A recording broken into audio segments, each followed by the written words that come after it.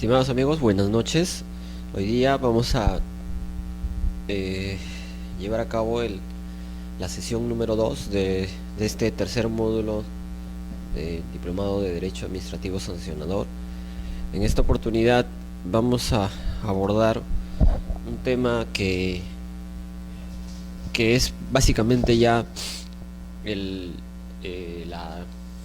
lo que caracteriza a nuestro procedimiento administrativo y lo que es objeto de nuestro estudio, ¿no? Es en sí ya la parte medular de este tipo de procedimientos. Habíamos dicho que en anteriores sesiones que hay otros procedimientos que no necesariamente tienen por efecto imponer una sanción, y justamente este es el procedimiento administrativo por excelencia, ¿no? Entonces, eh, desde ese punto de vista es muy importante tener en cuenta y estudiar el tema del régimen de sanciones que se presenta durante este procedimiento. ¿Qué podemos decir del régimen de sanciones? En principio que podemos empezar indicando en qué oportunidad se da esta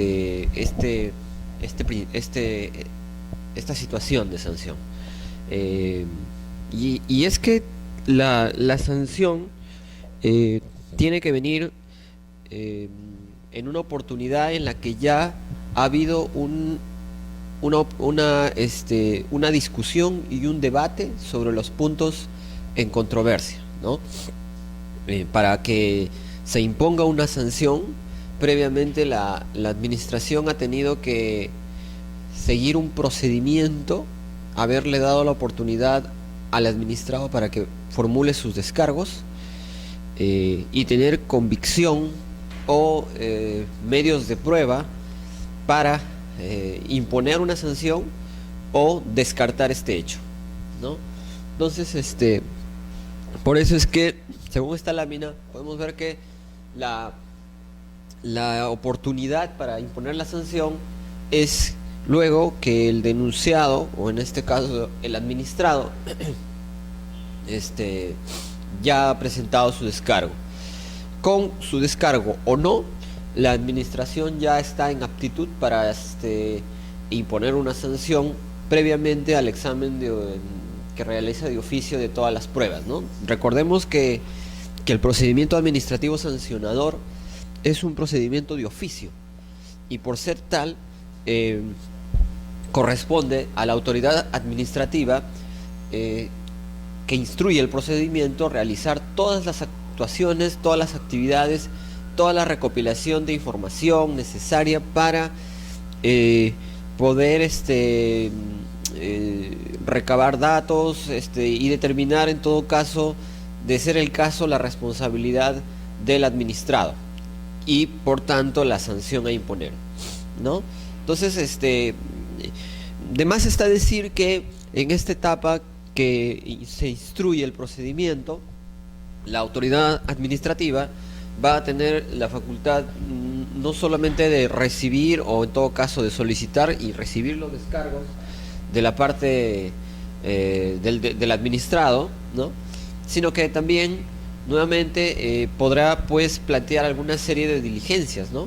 Diligencias como, por ejemplo, una actuación de alguna pericia, una actuación de algún medio de prueba exhibicional, requerir documentales, ¿no?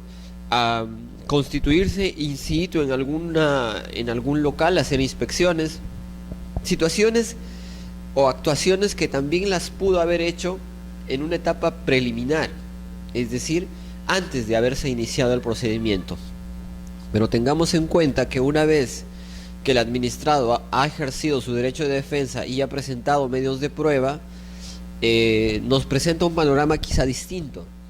Entonces, la administración está obligada, si no cuenta con elementos de juicio suficientes o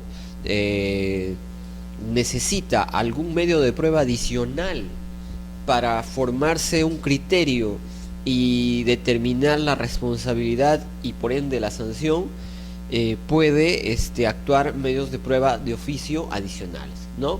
Esto básicamente es la expresión del principio de, de, de impulso de oficio y del principio de verdad material, ¿no? Recuerden que en clases anteriores habíamos discutido, bueno, y habíamos debatido sobre el tema de el principio de verdad material, que, que este principio es el que indica que la administración tiene que realizar todas las acciones de oficio para que pueda determinar la real, en todo caso pueda constatar la verdad de los hechos que se encuentran en discusión, ¿no? Entonces, si hay documentos que no le quedan, de repente no está claro todo, de repente tienes documentación que quizá le genera dudas, entonces ante esa situación está en la obligación de, en base al principio de verdad material, hacer o actuar diligencias, medios de prueba, requerir información necesaria para lograr llegar a la verdad de los hechos. ¿Y qué entendemos por sanción? En realidad, esta palabra sanción tiene como tal varias acepciones, ¿no? No necesariamente es desde el punto de vista que vamos a ver en esta etapa del procedimiento, no necesariamente tiene la acepción de ser un castigo, ¿no? No. También la palabra sanción es conocida y es utilizada muchas veces cuando el Poder Ejecutivo ratifica, firma, promulga un proyecto de ley aprobado por el Congreso, ¿no? Entonces, eso se llama sancionar, por ejemplo, sancionar una ley, una norma, ¿no? Es una actividad de sancionar normas, es la actividad por la cual el presidente de la República o el Poder Ejecutivo promulga una norma aprobada por el Congreso. Entonces, esa es una acepción, quizá desde un punto de vista del derecho parlamentario o desde un punto de vista de un tema constitucional.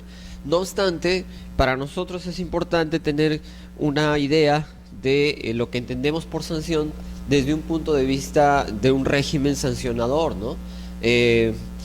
Y justamente esta definición que aquí les traigo es una definición ya más desde el punto de vista de la materia que nos atañe. También es importante indicar que en derecho penal se ha desarrollado bastante este término, y creo que es la rama del derecho en la que más se ha escrito sobre esta situación. Sin embargo, en los últimos tiempos, dada la trascendencia del procedimiento administrativo sancionador, dado el desarrollo de los regímenes o los ordenamientos jurídicos administrativos en materia de procedimiento sancionador administrativo, hay ya bastante también literatura sobre el particular. Entonces diremos en un principio que es un término que tiene, como ya dijimos, varias acepciones, pero desde un punto de vista jurídico ya punitivo, lo cual también abarca el derecho penal, se denomina una sanción a la consecuencia o efecto de una conducta infractora de una norma jurídica, ya sea penal o administrativa. Lo que hemos querido hacer ahí es dar una definición bastante amplia para que se tenga un panorama de lo que se debe entender por sanción, ¿no? La doctrina también nos da algunas definiciones, ¿no? Como decía, hay bastante literatura ya sobre el tema, y básicamente en derecho penal es bastante y extenso el debate, las ideas, incluso hay depende la sanción desde el punto de vista filosófico, también tiene una evolución, ¿no? Desde el punto de vista histórico. No obstante, no es el propósito de esta disertación ya entrar en detalle en estas acepciones, por lo que vamos a tener en cuenta esta definición general, pero ya aterrizada al procedimiento administrativo el profesor García de Enterría, quien nos señala que por sanción se entiende todo mal infringido por la administración a un administrado como consecuencia de una conducta ilegal, ¿no? Es una definición bastante bastante genérica, ¿no? Es una definición que ha sido bastante ha simplificado bastantes términos aquí, ¿no? En principio es una situación desfavorable, ¿no? Lo que nos quiere indicar el autor, y que trae consigo una consecuencia ilegal. No, perdón, una consecuencia para el administrado a partir de una consecuencia ilegal que haya, o de una conducta antinormativa, antirreglamentaria, antilegal que haya desarrollado el administrado. No vamos, como digo, a entrar más en detalle, porque podemos definir desde varios puntos de vista el tema de sanción, ¿no? Hay varias teorías, ¿no? Pero, por ejemplo, en derecho penal se desarrolla bastante el tema, pero aquí simplemente nos vamos a abocar a tratar el régimen de sanciones en el derecho administrativo sancionador peruano, sin que necesariamente entremos a un aspecto profundo sobre la sanción desde el punto de vista filosófico. Como decía, esta sanción es una situación desfavorable, ¿no? Es una situación desfavorable que consiste en varias actividades o varias situaciones, ¿no? Varias situaciones en las que puede llegar a encontrarse el administrado, ¿no? Por un lado, es la privación de un bien, ¿no? No necesariamente a través de una sanción suele privarse a un sujeto, a un particular, de un bien, ¿no? En doctrina también a esto le llaman revocar, ¿no? Revocar un bien, revocar un objeto, una cosa, ¿no? Diremos que también la sanción es un menoscabo que puede consistir en la privación o limitación de un derecho o la pérdida de la expectativa de uno, ¿no? Y aquí podemos dar algunos ejemplos, ¿no? Privación o limitación de un derecho. Tenemos el derecho, quizá, a libre tránsito. Bueno, no quizá, sí lo tenemos, de hecho. Pero este derecho está, de alguna manera, tenemos esta libertad, pero no necesariamente es absoluta esa libertad, ¿no? Siempre va a haber excepciones. Entonces, por situaciones de interés público, va a haber un momento en el que nosotros, por más que tengamos un derecho a la libertad de tránsito, la administración pueda restringir ese derecho, ¿no? No utilizar determinada avenida, ¿no? No utilizar determinado carril, ¿no? Entonces uno dirá, pero bueno, yo tengo derecho a libre tránsito y aquí me están privando. Entonces, o no utilizar determinada, no sé, por ejemplo, yo tengo también ciertos derechos, por ejemplo, a una licencia, ¿no? Saco una licencia para abrir un negocio y de repente la administración, a través de una sanción, me priva de esa licencia, ¿no? Me dicen, adelante, se le suspende la licencia al señor fulano de tal. Entonces ahí hablamos de una privación de un derecho. Limitación. Una limitación es, siguiendo al mismo ejemplo, una licencia municipal, pero me dicen, bueno, de ahora en adelante solo podrás atender hasta las 10 de la noche. En adelante tienes que cerrar el negocio por una cuestión de, no sé, pueden haber miles de motivaciones que la administración pública pueda utilizar en cuestión de sanción. Depende el motivo, ¿no? Y respecto a la pérdida de expectativa de uno, básicamente esto tiene que ver con alguna suerte de licencia o algún trámite que un administrado puede realizar o está pendiente de realizar, ¿no? Yo me encuentro tramitando un pedido ante la municipalidad y durante el procedimiento se descubre que quizá yo presenté documentación falsa, ¿no? Documentación falsa, o presenté documentación con datos incorrectos, ¿no? Y falté a la verdad. Es decir, si esto fue una declaración jurada, di información que no era correcta, di información falsa. Entonces la administración, de repente, como una expresión de sanción, puede decir, bueno, imponer, archivar el caso o archivar el expediente a fin de que ya no se otorgue para que ya no se otorgue la licencia que yo estoy solicitando, ¿no? Es por decir un ejemplo.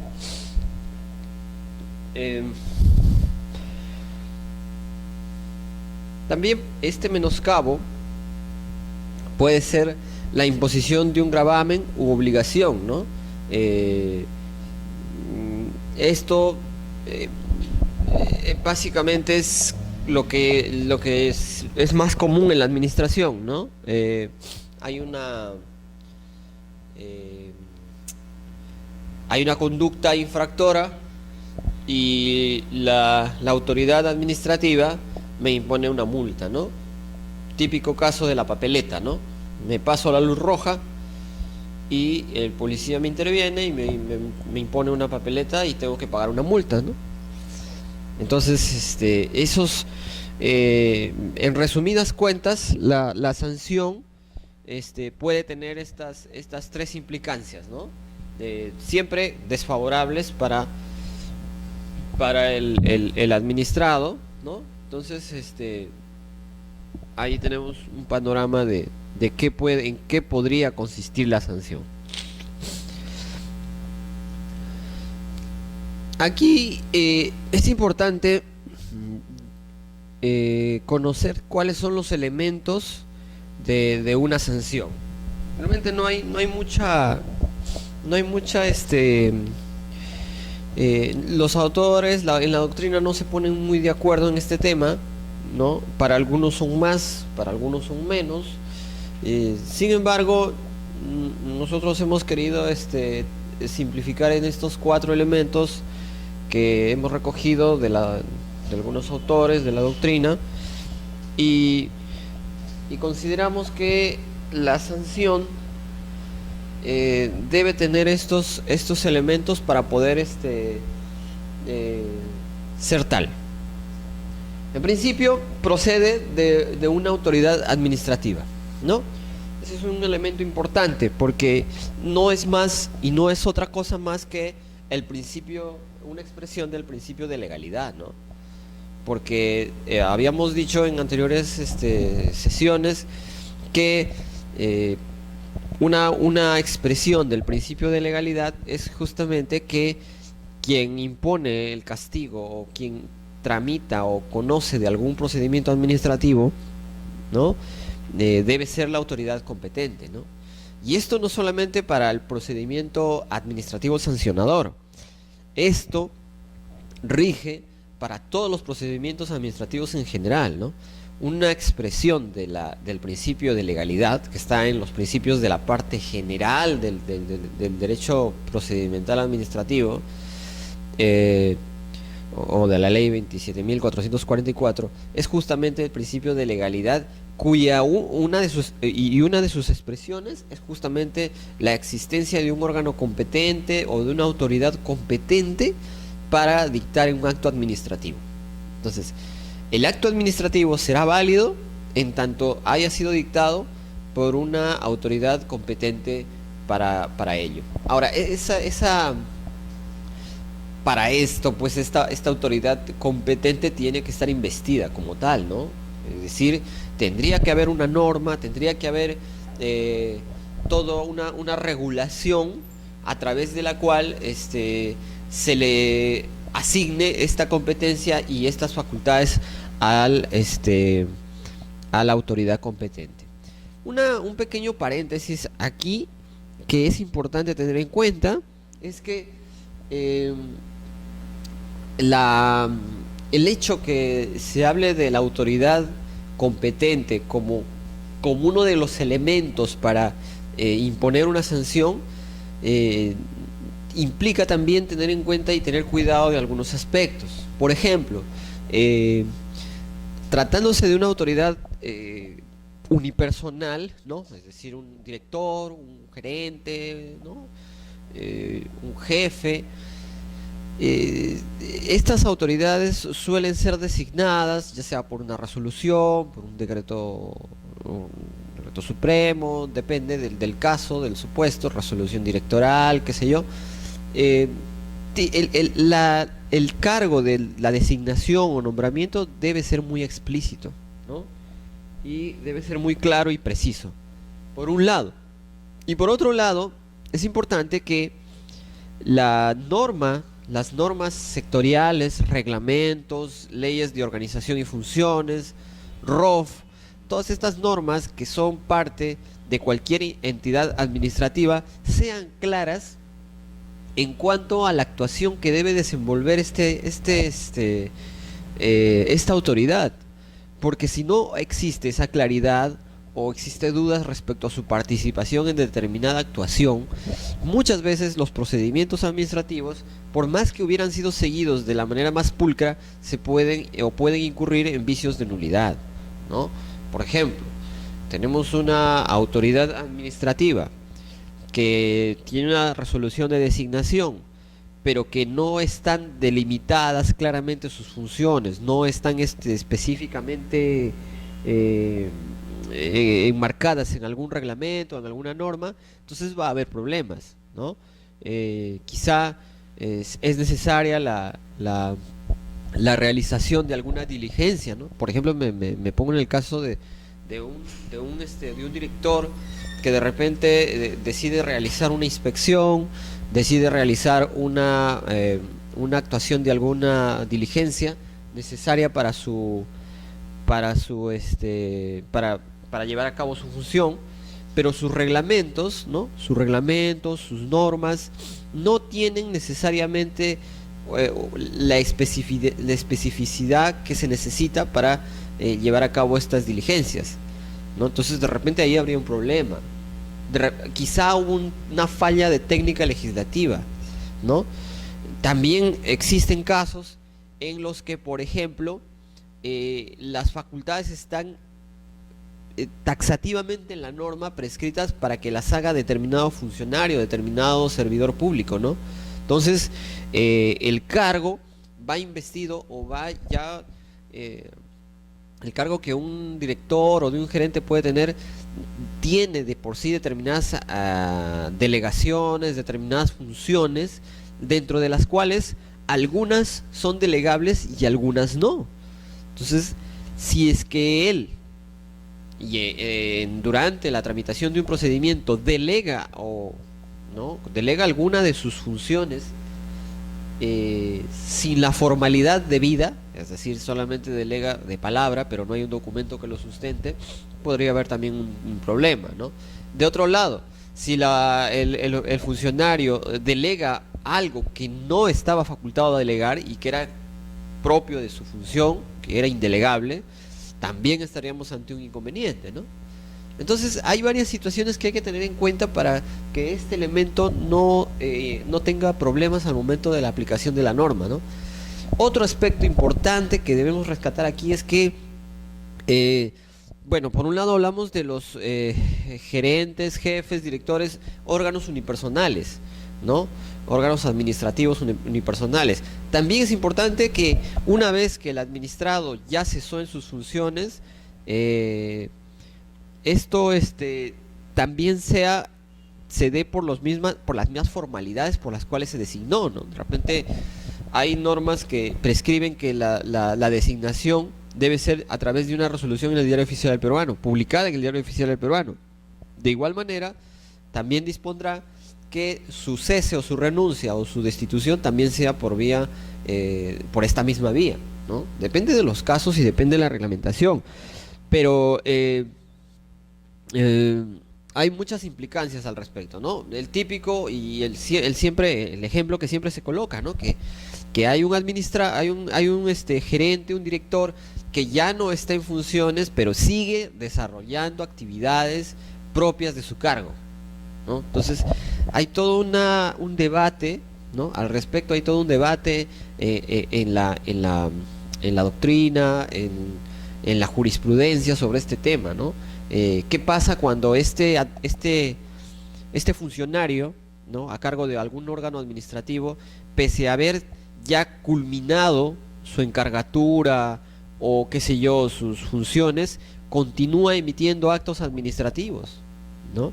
Hay todo un debate al respecto, porque no sería tan problemático y no habría tanta gravedad si el asunto fuera pacífico. Es decir, si, por ejemplo, el director de una determinada oficina o de un despacho ministerial, qué sé yo, de alguna entidad administrativa, se va de vacaciones. Entonces encarga sus funciones, ¿no? A otra persona, puede ser un trabajador o servidor inferior jerárquico, o de repente otro servidor, y la encargatura solamente es por, qué sé yo, 15 días. Pero de pronto, este funcionario encargado continúa firmando, continúa emitiendo documentación, pese a que ya pese a que sus funciones, o en todo caso el tiempo de su encargatura ya feneció. Entonces, ¿qué pasa con todos esos actos administrativos que siguió expidiendo y que firmó y como tal, y de repente estos ya tienen trascendencia en la ciudadanía, ¿no? Típico caso, por ejemplo, Ministerio de Transportes, dirección, por ejemplo, de estas oficinas que dan los brevetes, ¿no? Imaginemos que hay un director, un gerente, que es la persona encargada de firmar y de expedir los brevetes, las licencias de conducir. Durante su permanencia como encargado, firmó, por ejemplo, y expidió unos 1000 brevetes, pero fenece su encargatura y sigue una semana más emitiendo y expidiendo y firmando actos administrativos referidos a emisión de licencia de conducir. ¿Qué pasa? Y de repente en esa semana expidió unos 1000 más, ¿no? Unos 1000 brevetes, unas 1000 licencias de conducir. ¿Qué pasa con todas esas licencias de conducir? ¿Tendrá que verse perjudicado el administrado por esa actuación irregular del servidor público? Ojo, esto es muy importante, porque uno, cuando recibe el brevete, recibe la licencia de funcionamiento, no tiene, o en todo caso no existe, algún documento que te diga, oye, quien firma era un encargado que solamente iba a estar hasta el mes pasado o a la semana pasada. O sea, el administrado no tiene cómo saber esa situación, porque eso se da al interno. O sea, no necesariamente el administrado conoce que quien está firmando el documento, quien autoriza su emisión, es un funcionario investido con las facultades regularmente, ¿no? Entonces, habría que estudiar bien el asunto y, en el caso concreto, determinar cuál sería la situación, porque imaginemos en este caso, todas estas licencias, la pregunta es, ¿serían nulas? ¿Serían inexistentes? ¿Serían inválidas?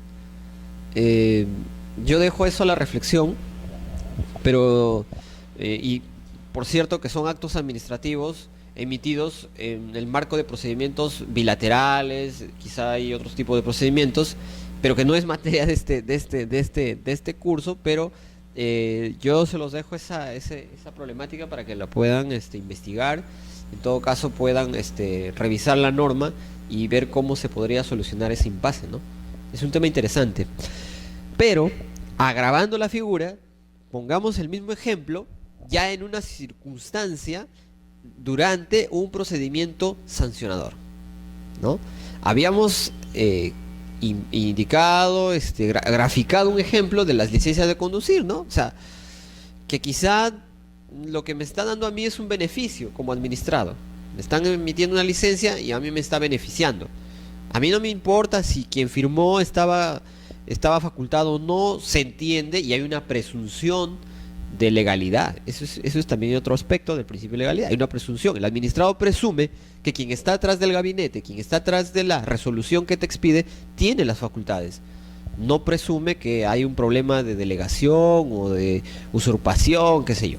Entonces, si hablábamos del tema de la licencia de conducir, es una cosa. Ahora, traslademos este mismo supuesto a un procedimiento administrativo sancionador, en el que aquella persona que sanciona no se encuentra realmente facultada, o sus facultades o su competencia está viciada, ¿no? Imaginemos nuevamente el caso del funcionario que sanciona, ya sea, no sé, pues imaginemos que es un gerente o de repente un gerente de recursos humanos, ahora que está hay este tema de los órganos de instrucción de procedimientos administrativos disciplinarios, ¿no? Hay toda una normatividad sobre el régimen disciplinario de los trabajadores de la administración pública, por ejemplo ahí, y si quien sanciona no se encontraba ya con las facultades, esa sanción sería válida, reuniría este elemento, este primer elemento de la sanción. Nuevamente dejo para su consideración y en todo caso podríamos de repente hablar de una nulidad del acto administrativo. ¿Habría sanción? ¿Cuáles serían los mecanismos de defensa del sancionado ante esta situación, por ejemplo? ¿No? Entonces, ahí ustedes tienen la importancia de este primer elemento. Y bueno, ya pasando al otro extremo, ya hablamos un poco del tema del funcionario o servidor que es unipersonal. También es importante tener en cuenta que las sanciones no siempre van a ser impuestas por un unipersonal. Puede ser que la autoridad administrativa tenga un colegiado, ¿no?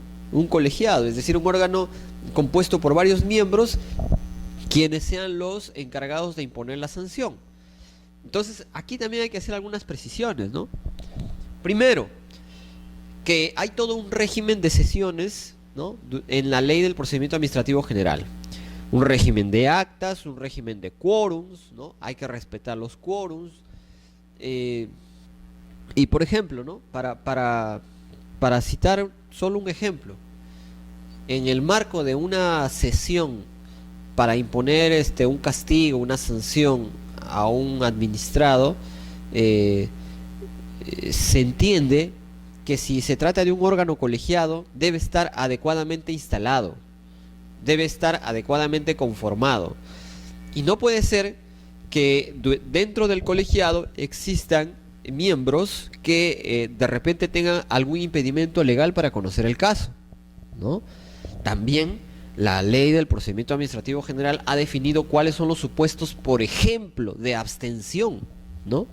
Porque una cosa es que este colegiado sea compuesto por varios miembros y tenga un presidente, por ejemplo, y otra cosa es que uno de ellos, ¿no?, no esté habilitado para dar una decisión respecto a ese caso en particular, porque quizá está en curso en alguna causal de abstención. Entonces, si dentro de los miembros del colegiado hubiera uno de ellos, basta que hubiera uno de ellos que no debía dar voto favorable o qué sé yo, o sea, no debía intervenir en ese caso, no debía intervenir por una serie de motivos, ¿no? Por ejemplo, tiene una amistad manifiesta con el administrado, tiene un parentesco en el segundo grado de consanguinidad, ¿no? Es el hijo, es el papá, es el hermano. Entonces, la ley del procedimiento administrativo general establece ya los supuestos en los cuales un funcionario debe abstenerse de conocer un caso. Entonces, basta que uno no haya estado habilitado y pese a ello interviene y firma el acto administrativo para que quizá se configure una suerte de nulidad de la sanción, ¿no? O sea, se debe tener mucho cuidado cuando se va a emitir un acto administrativo sancionador, ¿no? porque tengamos en cuenta que se va a afectar la esfera jurídica de un administrado. Habíamos visto ya anteriormente las situaciones desfavorables en las que podemos colocarlo, ¿no? Ya sea privarle de algún bien, imponerle un gravamen o un castigo pecuniario, como puede ser una multa, privarle de algún derecho, limitarle de ello. Entonces, la persona o la autoridad administrativa que va a ejercer esta potestad debe estar cuidadosamente y escrupulosamente investida y con las facultades atribuidas debidamente, ¿no? Entonces, el tema del régimen de dietas, de colegiados, de órganos colegiados, es muy interesante, pero siempre hay que tener mucho cuidado. En todo caso, la solución es que si es que por A o B estamos en un procedimiento en el que un colegiado va a ser quien resuelva y tenemos la certeza o tenemos medios de prueba, ¿no? Como administrados, tenemos medios de prueba que demuestran o que nos dicen que uno de los miembros de este colegiado no debe intervenir en el caso porque es pariente o trabaja como empleado de la empresa o no sé, de la empresa que va a estar durante el procedimiento administrativo, qué sé yo, puede haber varios ejemplos.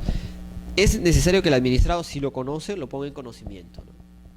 En la primera oportunidad que pueda, debe poner en conocimiento al colegiado y decirle: miren, conozco de este asunto, considero que tal funcionario debería apartarse del caso. Entonces, y será el colegiado, ¿no? Será el colegiado quien determine si en efecto hay que pedir la abstención, ¿no? O pedir la inhibición de alguno de los miembros del colegiado, ¿no? Básicamente el término es abstención. En el derecho civil o el derecho procesal civil existen otras figuras, ¿no? También hay la inhibición, ¿no? Del juez, ¿no? La recusación, que también funciona en la vía administrativa, ¿no? Entonces todas estas figuras son muy importantes al momento de imponer una sanción, ¿no? Claro que no es que si es que uno de los miembros del colegiado tiene algún impedimento legal para pronunciarse y sin su presencia el acto sería viciado porque se necesita un quórum, por ejemplo, de 4 personas y una no puede intervenir en el acto, no quiere decir que necesariamente ya no se pueda resolver el caso. También entiendo y debemos tener en cuenta que la norma debe haber previsto esta situación, ¿no? Y ante la ausencia de un miembro del colegiado, puede en su reemplazo intervenir otro de otra área, de otro organismo, de otra autoridad que pueda suplir ese vacío para que se complemente el quórum reglamentario, ¿no? Entonces hay varias situaciones importantes respecto al elemento subjetivo, ¿no? Es un elemento subjetivo, el elemento de la procedencia de la autoridad administrativa. Otro elemento de la sanción es que produce un efecto aflictivo en el imputado, ¿no? Si no, no es tal, ¿no? Si no hay un efecto aflictivo, si es que no hay una situación que genera algo desfavorable al administrado, entonces no estaríamos hablando de sanción. Hace un momento dijimos que las sanciones pueden ser de tipo pecuniario, una privación de un bien, de un derecho, ¿no? Entonces, esas situaciones son desfavorables, ¿no? Afligen al administrado.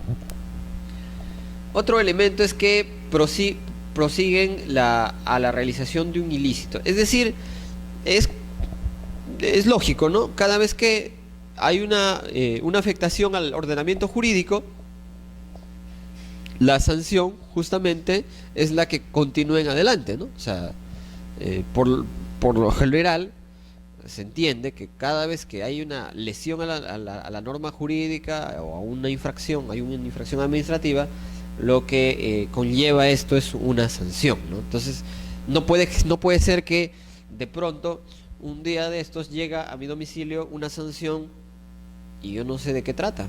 Y de repente yo digo: oye, pero esta sanción, ¿por qué la municipalidad me impone esta sanción de multa si yo no he realizado el acto que se me imputa, ¿no? Entonces ahí habrá toda una discusión y un ejercicio de derecho de defensa del administrado para demostrar, en todo caso, para cuestionar esta decisión debido a que no se cumple uno de los elementos de la sanción, ¿no? el otro elemento que lleva aparejado del anterior es que la finalidad de la sanción es una finalidad represora, ¿no? Aquí quiero detenerme un ratito para decir algo. Si bien es cierto, esta finalidad represora también está en la norma, en la ley 27.444, ley del procedimiento administrativo general. Considero, por ejemplo, que no necesariamente una sanción debe tener la función represora, porque la sanción en parte, sí es cierto, reprime una conducta infractora, un ilícito administrativo, ¿no? También debe tener una conducta, o en todo caso debe perseguir una finalidad disuasiva, ¿no? Que es que simplemente, o que a través de la imposición de una sanción busca que la ciudadanía y los particulares tengan en cuenta que no deben cometer determinadas actuaciones o acciones, porque esto les llevará a una consecuencia negativa, como es una sanción, una infracción, una sanción, ya sea de multa o ya sea de alguna limitación a un derecho. Entonces, es muy importante que saliendo más allá, yendo un poco más allá de la esfera clásica, la sanción también a futuro debe tener una función disuasiva, ¿no? Disuasiva, es decir, evitar que estas conductas se repitan durante el tiempo a futuro, ¿no?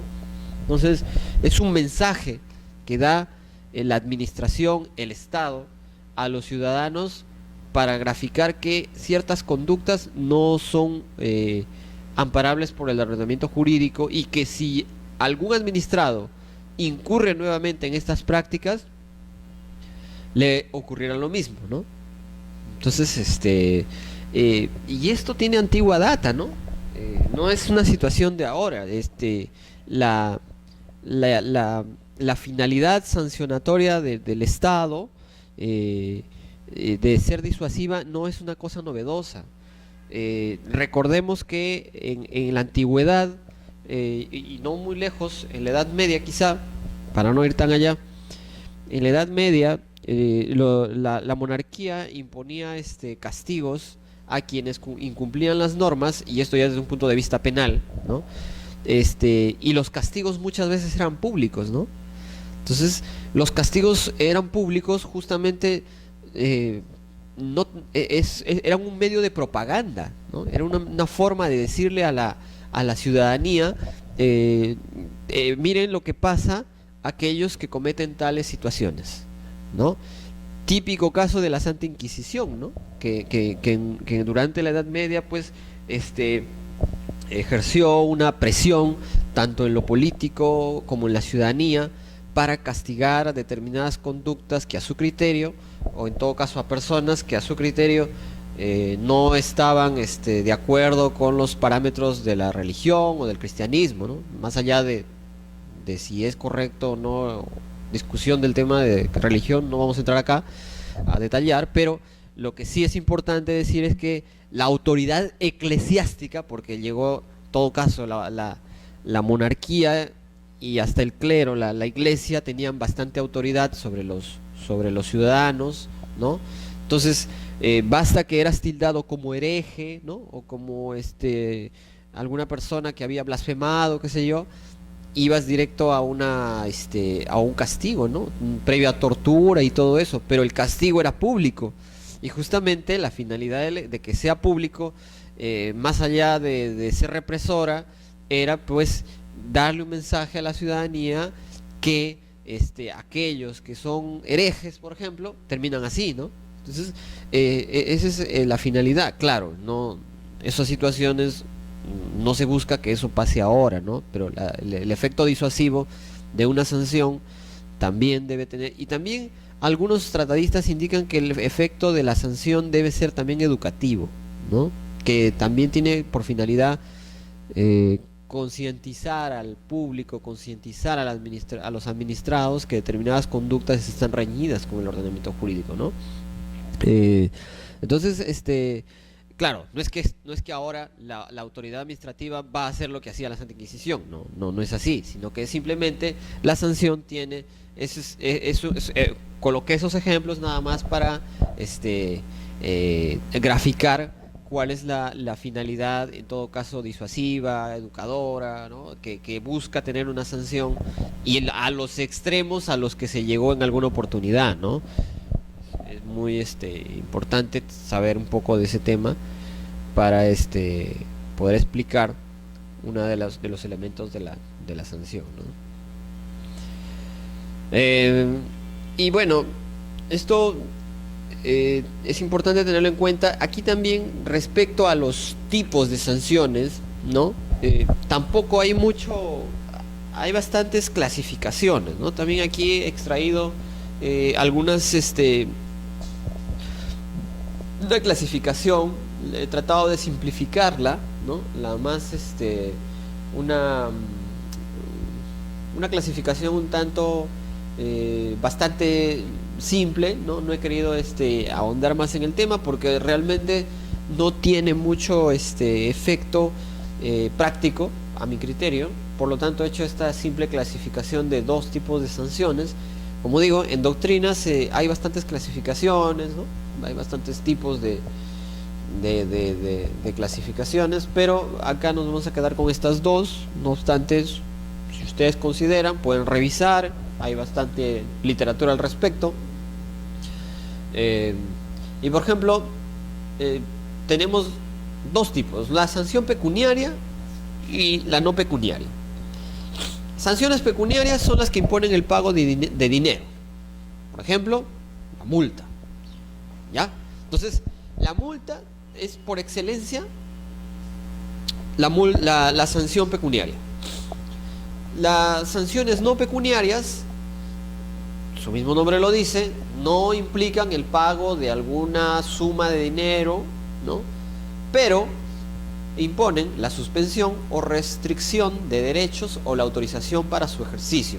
Una amonestación, una suspensión de licencia, una clausura de establecimiento, qué sé yo, una inhabilitación, ¿no? En derecho disciplinario, una suspensión de ustedes, no sé, al trabajador XYZ, sanción, suspensión por 120 días, ¿no? Destitución, ¿no? Esas son las sanciones. Amonestación, qué sé yo. Entonces, son sanciones no pecuniarias, ¿no? Si no me equivoco, actualmente hay un tribunal o un órgano administrativo que, si no me equivoco, en materia disciplinaria va a imponer multas, ¿no? Al funcionario, ¿no? Hay toda una polémica al respecto. Y bueno, esto también ya habíamos visto, ¿no? La finalidad de la multa, creo que ya habíamos comentado, ¿no? Finalidad represiva y finalidad disuasiva. Como decía, algunos también le atribuyen una finalidad educativa, ¿no? Concientizadora, ¿no?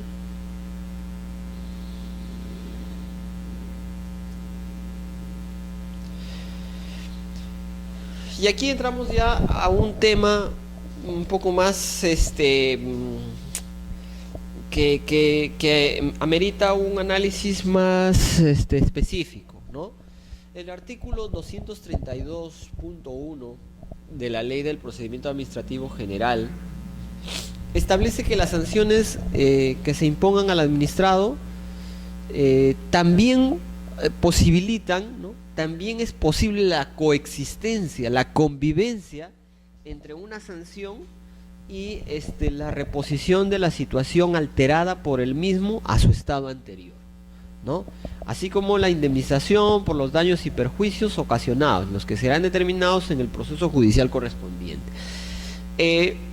Este artículo es muy importante y genera, y lamentablemente, este artículo también ha generado muchas confusiones, mucha confusión en algún sector de legislación o normatividad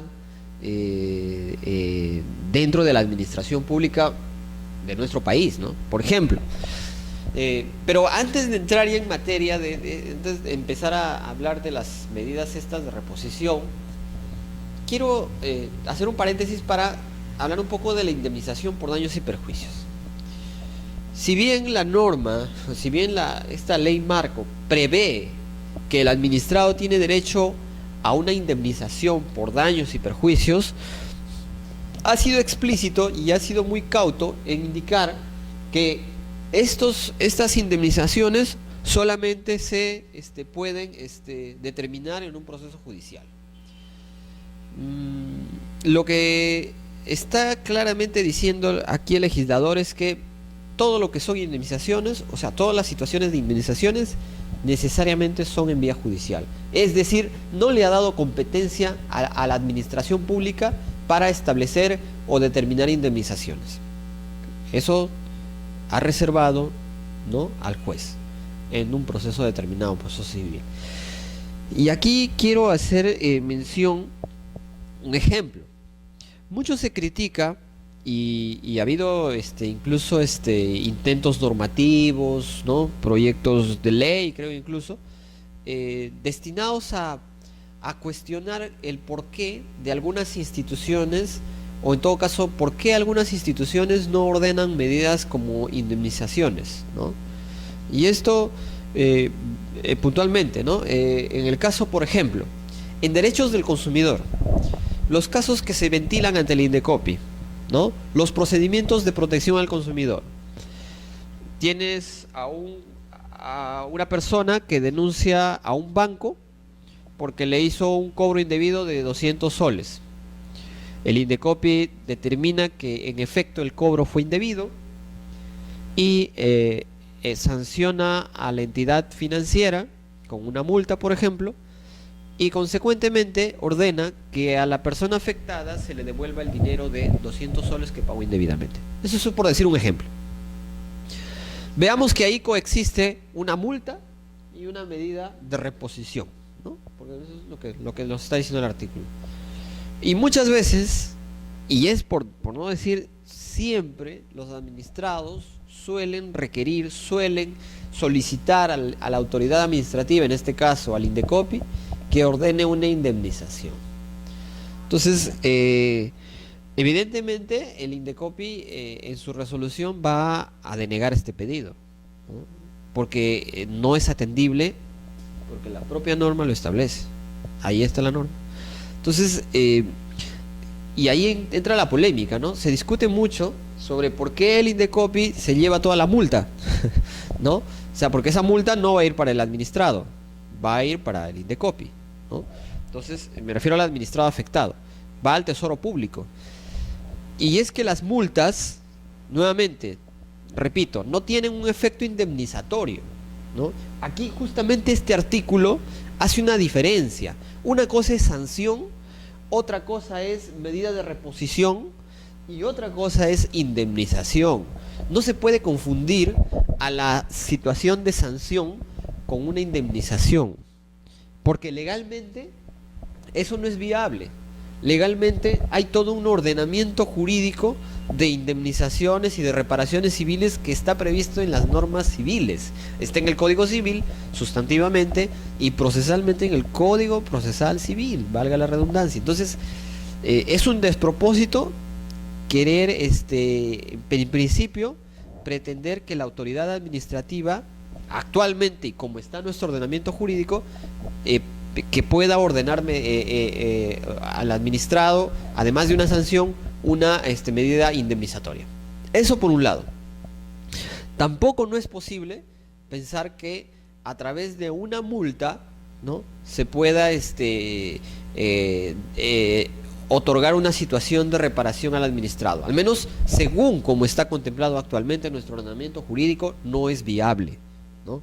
Entonces, yo recuerdo mucho que en alguna oportunidad incluso ha habido intentos legislativos, ¿no?, por decir, no, que el INDECOPI también dicte indemnizaciones, ¿no?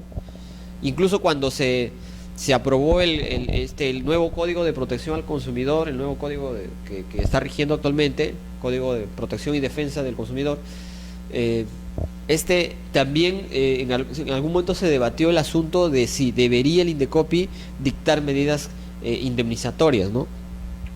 Lo cual posiblemente, digo, si hubiera sido viable en la medida que primero habría que modificar esta norma, la ley 27.444, por un lado.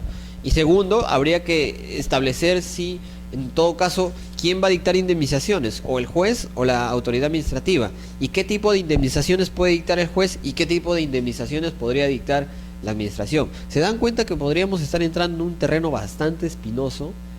Entonces, hay que hacer esa pequeña diferencia. Desde ya, este artículo es muy importante, pero también abre muchas confusiones cuando no se tiene una lectura sistemática y adecuada del mismo, ¿no? Y ahorita vamos a ver por qué la confusión llega. Diremos, bueno, pues, pero quizá una persona que conoce de normas, un abogado, no podría tener ese inconveniente. Y yo les voy a decir que lamentablemente instituciones incurren en errores, ¿no?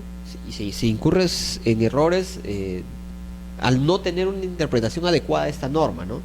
Es normal y quizás es entendible que el administrado particular que no conoce de leyes pueda incurrir en una situación de confusión y pueda pensar que la autoridad administrativa le puede ordenar una indemnización, ¿no? Ahí podemos estar de acuerdo. Pero ya que una institución, ¿no?, tenga problemas para diferenciar entre sanciones y otras medidas, y es un poquito más complicado, ¿no? Entonces, justamente, y espero que esta sesión sirva de alguna manera para tener un poco claro el panorama, ¿no?, generar más claridad respecto a lo que se debe entender dentro del régimen de sanciones por otro tipo de medidas que se le parecen. Entonces, resumiendo, no se puede confundir sanción con indemnización, ¿ya? Indemnizaciones por daños y perjuicios son medidas reparatorias que se dan en un proceso judicial y son competencia de un juez civil en este caso. Y como decía, hay otras categorías, por eso es que aquí nuevamente retorno. Este artículo nos habla de una exigencia de reposición. Esta exigencia de reposición genera otras categorías, ¿no? Por eso decíamos, una cosa es indemnización, que no debe ser confundida con sanción, y otra cosa es la reposición, que puede convivir con la sanción, ¿no? El hecho de que puedan coexistir no quiere decir que sean iguales. Entonces, esa situación de reposición es a lo que muchos le llaman son medidas complementarias, que no es sanción, ¿no? Entonces, a ver, algunas categorías que se pueden dar y que pueden se suelen dar durante la imposición de una sanción, ¿no? Ahí tienen, por ejemplo, las medidas provisionales, ¿no? Durante el procedimiento administrativo sancionador, es decir, en la etapa de instrucción del procedimiento administrativo sancionador, es posible, ¿no?, que la autoridad administrativa pueda dictar alguna medida provisional, ¿no? Entonces, nuevamente, estas tres categorías que he consignado aquí, o figuras jurídicas o instituciones, como quieran llamarle, no tienen por qué ser confundidas con la sanción. Nuevamente, la pregunta es, ¿por qué existen? ¿Y por qué la autoridad las plantea? Porque justamente la ley del procedimiento administrativo general las permite, ¿no? Entonces, medidas provisionales. Medidas provisionales, en principio, su finalidad es garantizar la eficacia de la decisión final, ¿ya? Dos, tienen la oportunidad en la que se dicta una medida provisional es no va a ser en el momento de emitirse el acto administrativo sancionador, no. La medida provisional se suele dictar al inicio o durante el procedimiento administrativo sancionador. Por ejemplo, tenemos una situación Un ejemplo, por ejemplo, podría ser em, cuando estamos a puertas de la Navidad y de repente se detecta que en la vía pública están vendiendo juegos pirotécnicos, ¿no? Explosivos. Entonces están vendiendo explosivos y la municipalidad interviene, ¿no? Interviene, detecta que hay esa venta de productos pirotécnicos, pero va a iniciar un procedimiento administrativo y este procedimiento administrativo va a durar pues un mes o 2 meses. ¿Ustedes creen que sería correcto que la autoridad administrativa espere 2 meses, que estaríamos ya en diciembre, enero, para recién sancionar a esta persona por vender productos pirotécnicos y quizá en consecuencia, como medida complementaria, ordenarle que retire y se abstenga de vender? No, pues. Entonces, en ese supuesto, dada la urgencia y dada la necesidad y para garantizar la eficacia de la decisión administrativa, lo que la autoridad administrativa puede dictar una medida provisional de incautación, por ejemplo, un comiso. O sea, bueno, estos explosivos yo te los retengo, te los incauto y los voy a tener y te voy a privar de su venta, pero provisionalmente hasta que se decida tu responsabilidad en la decisión final. Esa es una medida provisional, ¿no? Que son de alguna manera, tienen su base en las medidas cautelares, ¿no? Es como una medida cautelar, ¿no? Pero es desde un punto de vista administrativo, ¿no? Entonces, esas medidas provisionales simplemente tienen como función garantizar la eficacia de la decisión sancionadora, que será a futuro recién. O sea, la oportunidad de dictar esta medida es durante o al inicio del procedimiento sancionador, ¿no? Tienen una naturaleza preventiva, ¿no? Y se ajustan o deben ajustarse a la intensidad y proporcionalidad y necesidades de los objetivos que pretende garantizar. Bueno, yo voy a ir como administración y voy a incautar todos los juegos pirotécnicos de ese establecimiento. Muy bien, hasta ahí todo está muy bien. Pero de paso lo cierro. Ya, puede ser, lo cierro como una medida provisional. Pero de repente ese local no solamente vende pirotécnicos, también vende otras cosas. Y con ese resto de cosas no hay problema. De repente vende ropa. Entonces, ¿qué problema hay con la venta de ropa? Está bien, yo impido y debería asegurarme que no se venda juegos pirotécnicos durante la etapa de Navidad, pero ¿por qué tendría que cerrar el local o por qué tendría que incautar el resto de cosas?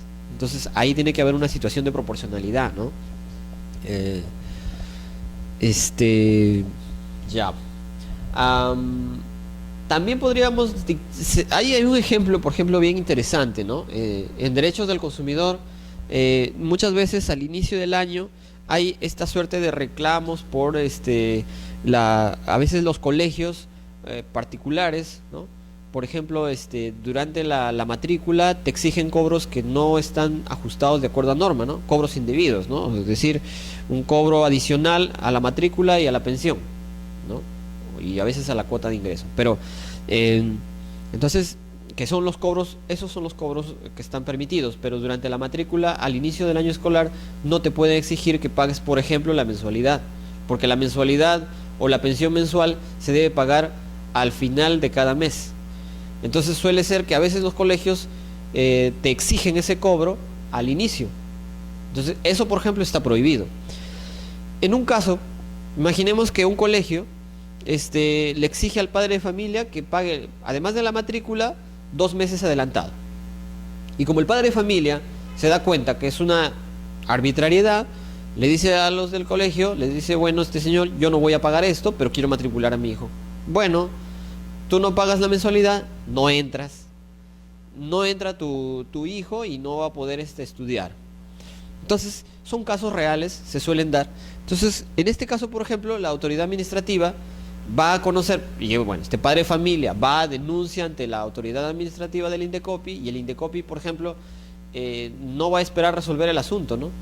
Puede de inmediato dictar una medida provisional o una medida cautelar para ordenarle al colegio, por favor, matricula, en todo caso, permite estudiar al alumno, ¿no? Mientras se resuelva la controversia. Porque en este caso, más allá, y es un caso muy especial, más allá de garantizar la decisión final, ojo, esto es muy importante, más allá de garantizar la decisión final, estaría afectándose el derecho del niño a educarse. El interés superior del niño y del adolescente está primero que nada. Entonces, al margen de la controversia patrimonial que puede existir entre el colegio y el padre de familia, por ningún motivo, ojo, por ningún motivo se puede suspender el servicio educativo hacia el menor de edad. Entonces, esta finalidad es muy tutelar y por tanto es importante que en este caso, si hay una situación parecida, pues la autoridad ordene o el administrador lo solicite para que nuevamente no se afecte los derechos del administrado menor de edad, ¿no? Entonces hay una situación de proporcionalidad, objetivos, ¿no? Es un tema bastante interesante, pero que, ojo, no es una sanción. Nuevamente, no confundamos, no se puede confundir una medida provisional con una sanción, ¿ya? Otra medida es las medidas complementarias, ¿no? Tampoco se puede confundir lo que llamamos sanción con medidas complementarias, ¿no? Tampoco se puede confundir. Ahora, ¿por qué? Porque justamente las medidas complementarias son esto. Ahí está. Son las medidas destinadas a reponer la situación alterada por el mismo a su estado anterior. Es decir, revertir los efectos de la conducta infractora al estado anterior. Eso es lo que se llama medidas complementarias, ¿no? Y estas tienen por finalidad la corrección o restitución de la situación alterada por la infracción. Medidas correctivas, señores. Pero ¿por qué? ¿Qué es lo que vas a corregir? Vas a corregir algo que ya está alterado, ¿no? Se corrige algo que ya se alteró y por lo tanto algo que ya se determinó, algo que se ha determinado que fue alterado. Entonces, su finalidad es netamente correctiva, ¿no? Revertir los efectos de la conducta infractora al estado anterior. Ahora, su mismo nombre lo dice, son complementarias, son accesorias a la sanción, no son la sanción. Esto es muy importante tenerlo en cuenta. Por ejemplo, comiso, incautación de bienes, clausura de establecimientos, inhabilitación. Oiga, se detectó que en el inmueble, ¿no? en el lugar determinado se ejercían actividades ilícitas. Por lo tanto, se clausura el establecimiento definitivamente. Ajá. Oye, ¿y eso es una sanción? No necesariamente. Porque se detecta que se desarrolla una actividad ilícita y eso de por sí ya configura una infracción. De hecho que sí. Pero la municipalidad, por ejemplo, impone una multa. Y también, como complemento, dispone el cierre definitivo, la clausura definitiva. Pregunto, ¿pueden coexistir dos sanciones en un mismo procedimiento administrativo? O sea, si es que la municipalidad considera estas dos situaciones como sanciones, ¿está correcto? ¿Es válido eso? No estamos hablando del mismo hecho, del mismo fundamento y de la misma persona. ¿Eso no sería una triple identidad y por lo tanto un ne bis in idem? Entonces hay que tener mucho cuidado. La municipalidad ni cualquier entidad administrativa puede imponer dos sanciones en un mismo procedimiento. En todo caso, lo que podría haber es un concurso de infracciones, ¿no? ¿Y qué pasa cuando hay un concurso de infracciones? Creo que ya habíamos visto en la clase pasada, ¿no? Un concurso de infracciones, cuando se da una situación de concurso de infracciones, simplemente se debe imponer la multa más alta. Entonces, pero, señores, se da en la realidad que las municipalidades, algunas entidades administrativas confunden el hecho de sancionar con las medidas complementarias, ¿no? Entonces, y ahí quisiera pedir mucha mesura al tema, porque no puede confundirse una medida complementaria con con una sanción, una disposición sancionatoria, ¿no? Ahora, muchos me dirán, oiga, pero la municipalidad sí puede sancionar con el cierre. Ah, sí, muy bien. Una cosa será la sanción de cierre. Como sanción, claro, podría existir. Pero, ojo, para hacer sanción, primero tendría que estar tipificado legalmente, o tipificada legalmente. Y segundo, tendría que tener esta finalidad, ¿no? Represiva, disuasiva y todo. Entonces, si no tiene esa finalidad, no es una sanción, simplemente queda como una medida complementaria. Habría que estudiar muy bien el tema. Y la municipalidad o la entidad administrativa que imponga la sanción debe precisar, ¿no? ¿Esto es una sanción o es una medida complementaria? ¿No? Porque a veces dicen, no, se ha detectado determinadas infracciones. Se sanciona con una multa de 3 UITs y también con el cierre. Un momento, el cierre no, en ese caso en particular el cierre no es una sanción. El cierre en ese supuesto vendría a ser una medida complementaria. Porque si las dos van a ser sanciones, estaríamos en un supuesto de ne bis in idem, ¿no? Entonces no es técnico ni es correcto expresarse así, ¿no? Entonces, tengamos en cuenta que las medidas complementarias, comiso, clausura, porque habíamos dicho, ¿no? Habíamos dicho que hay sanciones no pecuniarias. Entonces, la clausura, la inhabilitación, la suspensión, son sanciones. Claro, podrían ser sanciones, pero no pueden ir jamás juntas con otra sanción. O bien van como medida complementaria, o bien van como sanción. Y si van como sanción, no puede haber o no puede coexistir otra, ¿no? Nuevamente quiero que se entienda ese tema porque lleva mucho a la confusión en la realidad, ¿no? También, así como hay medidas correctivas, también hay medidas restitutorias, perdón, así como hay medidas de incautación, comiso, también hay medidas correctivas, que estas medidas correctivas suelen ser las medidas restitutorias de obligación de dar o no dar. Caso típico, por ejemplo, de no sé, me pongo en un ejemplo de un regulador o CITEL, qué sé yo, que resuelve un reclamo del usuario. ¿Puede imponer una sanción? Claro.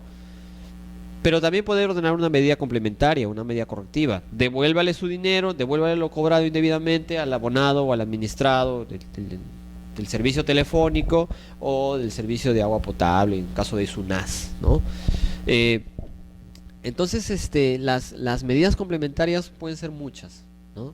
Sí, pueden coincidir con una sanción, claro, sí, pero no pueden llamarse sanciones cuando en un mismo acto administrativo ya se impuso otra.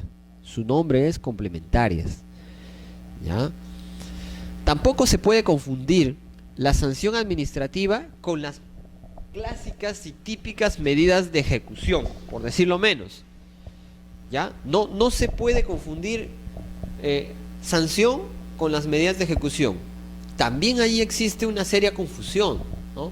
Eso también lleva a un problema, porque las medidas de ejecución, si bien la sanción ya habíamos dicho que tiene por finalidad represora, disuasiva, ¿no? Las medidas provisionales tienen por finalidad garantizar preventivamente la decisión que se va a tomar a futuro, y las medidas complementarias tienen por finalidad corregir conjuntamente con otras. Pueden haber varias medidas complementarias, lo que no puede haber es una medida complementaria a la que se le llame sanción. Entonces, puede haber una medida complementaria y una sanción, pero la medida complementaria busca corregir lo que ya se dañó, ¿no? Entonces, y la medida de ejecución tiene una finalidad compulsoria, son medidas compulsivas. O sea, ¿qué buscan? Bueno, ya se emitió la sanción, ahora yo busco que esa sanción o las medidas que se dictaron, complementarias, por ejemplo, se cumplan, ¿no? O de repente yo quiero que la medida provisional se cumpla. El caso de la medida cautelar, por ejemplo, que se ordenó, ¿no? Que el colegio matricule al menor de edad mientras se discute el tema de si el cobro es debido o no. Entonces, esa fue una medida cautelar. Oiga, y si el colegio no lo cumple, utilizamos medidas compulsorias, ¿no? Medidas de ejecución. Entonces, las medidas de ejecución son expresión del principio de autotutela que tiene la administración pública. El principio de autotutela significa que la administración pública puede por sí sola ejecutar sus actos administrativos, no necesita ir a la vía administrativa para ejecutarlos. De manera que si la administración impone una multa, las puede ejecutar ella misma a través de las medidas de ejecución, ¿no? Y para esto hay todo un procedimiento incluso, ¿no? Y estas medidas compulsorias justamente sirven para lograr el cumplimiento de lo ordenado por la administración, ¿no? Por ejemplo, en este caso, esta decisión final ordenó, qué sé yo, el caso que comentamos de la denuncia de un administrado contra un banco. Devuélvale sus 200 soles, medida complementaria, medida correctiva. Pero se sanciona al banco con 2 UITs. Eso es una multa. ¿Cómo se hace ejecutar esas 2 medidas? A través de las medidas de ejecución, ¿no? Por ejemplo, hay medios de ejecución forzosa, hay ejecución coactiva, hay ejecución subsidiaria. O sea, dentro de los medios de ejecución forzosa tenemos la ejecución coactiva, ejecución subsidiaria, la multa coercitiva muy conocida y la compulsión sobre las personas, ¿no? Entonces, cada una de estas vías de ejecución o medios de ejecución forzosa tienen por objeto, ojo, no tienen por objeto sancionar. El objeto es hacer cumplir la decisión final. Por ejemplo, la ejecución coactiva. ¿Qué hace o cómo es este mecanismo? Es un mecanismo a través del cual la administración destina diversas acciones para hacer el cobro, por ejemplo, de una multa. Acuérdense, por ejemplo, el caso de la SUNAT. SUNAT, cuando te impone una multa y no la pagas, puede embargarte los bienes. Oiga, pero eso no es una facultad judicial. No necesariamente. La SUNAT y las entidades administrativas, a través de esta facultad de ejecución, podrían trabar embargos en forma, por ejemplo, en forma de retención de tus haberes, de tus cuentas, ¿no? Y eso es para asegurar el cumplimiento de la multa impuesta, ¿no? Entonces, muchas veces la administración lo que hace es embargar cuentas, embarga las cuentas de los administrados para hacerse el cobro de una multa que no se pagó en su momento. Caso típico, por ejemplo, también del SAT, ¿no? El SAT también hace eso, ¿no? Traba embargos en forma de retención sobre los fondos de las cuentas que tuviera el administrado en todo el ordenamiento, el sistema bancario nacional. Cursa oficios, cartas a los bancos, y los bancos van reteniendo lo que tú tengas en tu cuenta, ¿no? Entonces eso es expresión del principio de autotutela y de ejecutabilidad de los actos administrativos. Y ese es un medio de ejecución coactiva, por ejemplo, ¿no? Las multas coercitivas, por ejemplo, ¿no? La multa coercitiva no es otra cosa más que un mecanismo para que el administrado cumpla, ¿no? O sea, no es una sanción, no tiene naturaleza sancionatoria, su naturaleza es cumplimentaria. Por lo tanto, la multa coercitiva solamente se dará sí o sí si hubiera incurrido en un incumplimiento. Ojo, perdón, en un incumplimiento. Si ya se cumplió la medida complementaria o la multa, qué sé yo, ya no tiene caso imponer una multa coercitiva. La multa coercitiva es compulsiva nada más. Ojo, compulsiva. Entonces, ahí tienen el panorama, ¿no? Para que lo he tratado de simplificar lo más esquemático posible para que puedan entenderse y no se preste a confusiones, ¿no? Y pasando ya a otro punto, ya para ir finalizando con este tema de la sanción, es importante también tener en cuenta que una expresión del principio de proporcionalidad, de razonabilidad, es que las sanciones pues no sean draconianas, ¿no? O sea, no puede llevarse al extremo de ser inquisitivos. Entonces la ley 27.444 ha establecido dos supuestos de atenuación de la sanción, ¿no? Entonces, por ejemplo, nos dice que una atenuación, una forma, un atenuante es la subsanación voluntaria por parte del administrado, ¿no?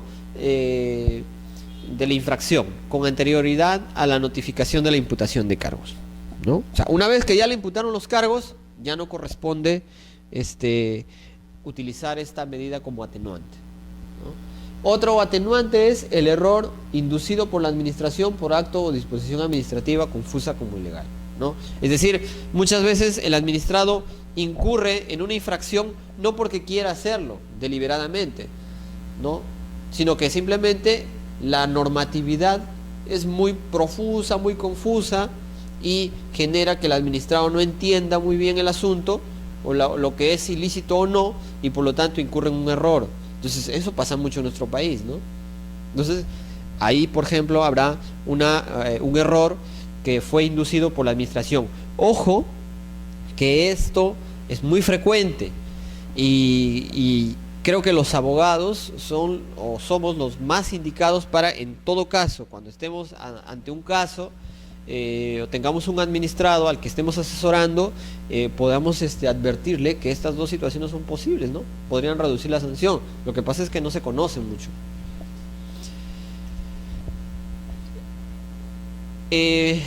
Otro aspecto que es importante tratar en este régimen sancionador es el principio de prohibir de reforma o prohibición de reforma en peor, que es, por su acepción latina, reformatio impeius.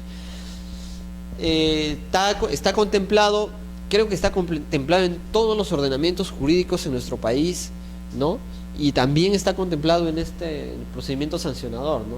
Cuando el infractor sancionado recurra o impugne la resolución adoptada, o sea, la resolución que impone la multa, la resolución de los recursos que interponga no podrá determinar la imposición de sanciones más graves para el sancionado. Es decir, si un administrado, y pongo el caso que hace un momento puse, ¿no? Que el banco es sancionado con 2 UITs porque le cobró 200 soles indebidamente a una persona, si de repente este banco impugna, la segunda instancia no podría imponer un castigo mayor a 2 UITs, porque estaría poniéndolo en una situación más grave de la que estaba. De alguna forma eso desincentiva el derecho a impugnar. Entonces, lo que busca esta norma es que la administración no debe sancionar o en todo caso no debe empeorar la situación del administrador cuando el caso vaya en segunda instancia, ¿no? Y finalmente, para ir culminando, había dejado, bueno, ustedes saben que en las clases anteriores se tocó el tema de los principios del procedimiento administrativo general, perdón, del procedimiento sancionador, y obvié este principio, lo cual no fue deliberadamente, sino fue justamente lo reservé para tocarlo en esta etapa, ¿no? Este principio, ¿por qué? Porque su incidencia básicamente y por lo general se da en esta etapa del procedimiento sancionador, ¿no? Tiene mucho que ver con el régimen de sanciones. Es por ello que lo he reservado para tratarlo en esta última disertación, que es el principio de razonabilidad y proporcionalidad. En la ley 27.444 está previsto como principio de razonabilidad, pero si ustedes revisan el texto de esta norma, dentro de ella podemos encontrar ya al principio de proporcionalidad y hay algunos supuestos. Es bastante interesante, ¿no? Por ejemplo, las autoridades deben prever que la comisión de la conducta sancionable no resulte más ventajosa para el infractor que cumplir las normas infringidas. Esto no es más que decirle a la ciudadanía: oye, a ti no te va a resultar más ventajoso incumplir la norma que cumplirla. O sea, te sale muy caro incumplirla, ¿no? Eso es lo que nos quiere decir la norma, ¿no? Que el particular sepa que la sanción que se le va a imponer es mucho más onerosa que incumplir la norma, ¿no? ¿Cuánto me cuesta pasarme la luz roja? El típico ejemplo, ¿no? Es económicamente más plausible, más favorable incumplir la norma de pasarme la luz roja en el día o en la noche o en la madrugada. ¿Cuándo yo tengo más posibilidad de ser detectado por la autoridad? ¿En la noche o en el día? ¿Me conviene incumplir en el día o en la noche. Entonces, todo es un tema que tiene también que ver con un análisis económico del asunto, ¿no? Porque este, el cumplimiento de la norma no debe darse necesariamente porque es más ventajoso o no, sino simplemente por una situación de, de tomar conciencia de qué está bien y qué está mal, qué es ilícito y qué no lo es. Sin embargo, hay bastante doctrina, literatura, sobre todo en el tema del análisis económico del derecho, que establecen que el administrado muchas veces evalúa su comportamiento dependiendo de si le conviene económicamente o no, ¿no? Entonces, la sanción, por tanto, de la administración debe estar en consonancia con esta situación, ¿no? Entonces la sanción, lo que nos dice el principio de razonabilidad es que la autoridad debe prever que la conducta, ¿no? La sanción debe prever que la comisión de la conducta no sea más ventajosa, ¿no? Entonces tiene que ser una sanción que le diga al administrado: a ti, por haber cometido esta infracción, te va a pasar esto. Evalúa cuánto cuesta hacer todo esto en función de lo que hubieras ganado si no lo hacías, ¿no? O lo que no hubieras o lo que hubieras dejado o no hubieras perdido si hubieras cumplido la norma. Y la segunda parte de este artículo nos establece ya que para proceder a calificar un incumplimiento de infracción, ¿no? Cuando ya se va a hacer la graduación de la sanción, se debe tener en cuenta estos principios que más que todo obedecen a la proporcionalidad. Primero, la gravedad del daño. El daño que se ha causado al interés público o al bien jurídico protegido. Si es un bien, no es lo mismo, por ejemplo, en el caso que puse, no es lo mismo la responsabilidad en la que incurrirá el banco por haber cobrado indebidamente 200 soles que la responsabilidad en la que puede incurrir un colegio o un centro educativo por privar o impedir que un niño asista a clases, ¿no? No es lo mismo. No es lo mismo tampoco la gravedad que se da cuando se hace un cobro indebido con la gravedad que se ocasiona cuando una clínica, por ejemplo, o un establecimiento de salud comete una mala praxis contra una persona, ¿no? Y que esta persona queda en peores situaciones en las que ingresó, o de repente que pueda afectar su salud perennemente o incluso la muerte, ¿no? Entonces hay una serie de aspectos que es importante considerar al momento de graduar la sanción, ¿no? No es lo mismo también una situación de discriminación, ¿no? ¿Qué tanto afecta al interés público, ¿no? Por ejemplo, los casos que ve Sutran, una infracción administrativa que ve Sutran, ¿cuál es el interés público que busca proteger? La seguridad de los pasajeros, ¿no? del servicio de transportes. Otro aspecto que es una expresión del principio de proporcionalidad es el perjuicio económico causado, ¿no? ¿Cuánto perjuicio económico se causó al administrado por la conducta infractora? ¿O cuánto perjuicio económico causó? ¿No? Que si hubo una suerte de repetición de la conducta, ¿no? Si es que ha habido una continuación de la infracción, ¿no?